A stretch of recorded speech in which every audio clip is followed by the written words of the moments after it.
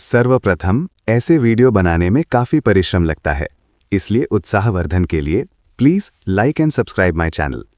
आज कहानी वट सावित्री व्रत की, उस स्त्री की जिसने अपने प्रेम, तप और संकल्प से स्वयं मृत्यु को भी रोक दिया था। बहुत समय पहले मद्र देश के राजा अश्वपति की पुत्री थी सावित्री। सावित्री अत्यंत तेजस्विनी, विदुषी और पतिव्रता थीं। जब विवाह का समय आया तो उन्होंने स्वयं सत्यवान को अपना पति चुना, लेकिन एक महर्षि ने चेतावनी दी कि सत्यवान अल्पायु हैं और विवाह के केवल 1 वर्ष बाद उनकी मृत्यु निश्चित है। फिर भी सावित्री अपने निर्णय से पीछे नहीं हटी।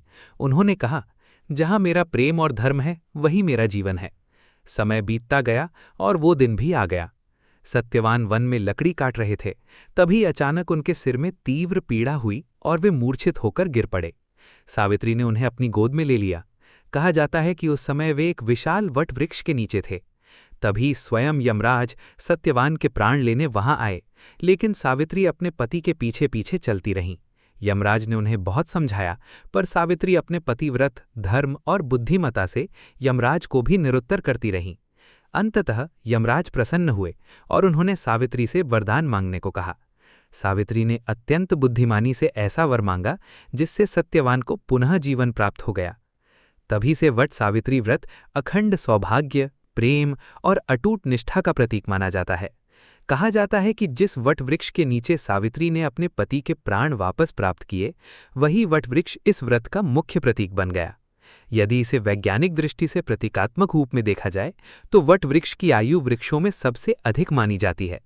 एक प्रकार से वट वृक्ष अमर प्रतीत होता है, क्योंकि उसकी शाखाएं जब भूमि को स्पर्श करती हैं तो वे पुनः जड़ बनकर नया जीवन उत्पन्न कर देती हैं।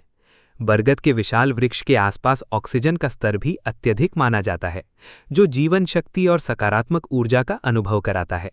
इसीलिए भारतीय परंपरा में वट वृक्ष केवल एक पेड़ नहीं, बल्कि दीर्घायु, स्थिरता, जीवन और अखंड सौभाग्य का प्रतीक माना गया है। वट सावित्री व्रत में विवाहित महिलाएं वट वृक्ष की पूजा करती हैं, उसके चारों ओर सूत या कच्चा धागा बांधकर परिक्रमा करती हैं। ये सूत पति पत्नी के अटूट बंधन, दीर्घायु और अखंड सौभाग्य का प्रतीक माना जाता है। इस दिन कई घरों में पुए और आटे गुड़ से बने छोटे छोटे बरगद भी बनाए जाते हैं।